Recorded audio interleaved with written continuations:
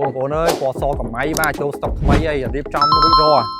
ឥឡូវមើលត្រូវពលឺថ្ងៃឯងឡើងចាំងបងប្អូនណាបាទនិយាយទៅពណ៌សមួយគឺជាពណ៌ដែលបងប្អូនបាទសួររកខ្លាំងមែនតើឥឡូវយើងរៀបចំហើយណា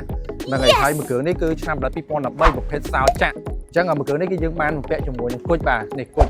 ហ្នឹងហើយគុជល្អហើយជាមួយនឹងការប៉ូលីអីរួចរាល់ហើយអស់ហើយអញ្ចឹងមានការបំពាក់ជាមួយនឹងបាទ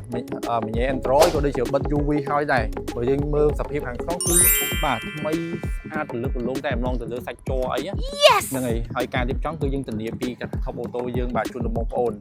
ហើយសម្រាប់តម្លៃវិញកញ្ចប់រៀបចំប៉ុណ្ណឹងគឺបាទ 9000 ជាងបងណាបាទ013សោចាក់ពណ៌សកំម៉ៃហើយមួយគ្រឿងនេះដែរបងប្អូនចង់ទិញលុយសុទ្ធក៏បានបងរំលោះក៏បានដែរបាទលក្ខខណ្ឌងាយ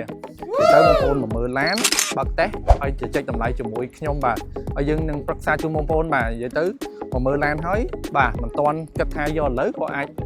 យកទៅពិសាក៏បានដែរបាទអញ្ចឹងបងប្អូនដែលមានចំណាប់អារម្មណ៍សម្រាប់មួយគ្រឿងនេះបាទអាចតំណែងមកកាន់ខ្ញុំបានបាទឬតាម page ឬក៏អាច call មកក៏បានដែរយើងនឹងផ្ដល់ព័ត៌មានលម្អិតជូនបងប្អូនបាទអញ្ចឹងបងប្អូនមានចំណាប់អារម្មណ៍បាទអាចតាក់ទងមកឥឡូវហ្នឹងបាទអរគុណច្រើនបាទជម្រាបលា